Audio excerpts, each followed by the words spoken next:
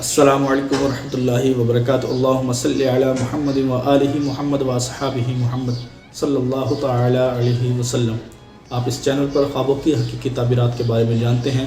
آج ہم خواب میں کوا دیکھنا کیسا اس کی تعبیرات سنیں گے۔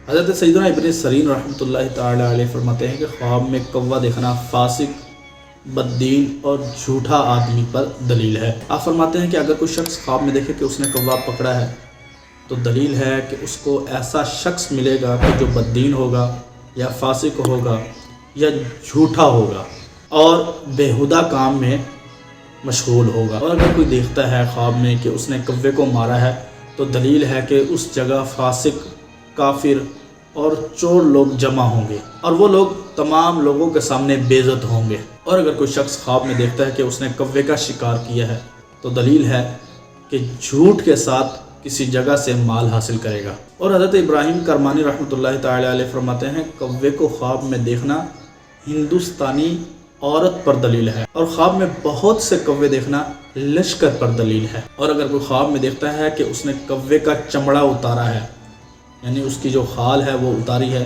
تو دلیل ہے کہ مسافر عورت سے زنا کرے گا۔ اور اگر کوئی دیکھے کہ اس نے کوے کو مار ڈالا ہے جان سے تو دلیل ہے کہ اس کے اہل خانہ کو نقصان پہنچے گا۔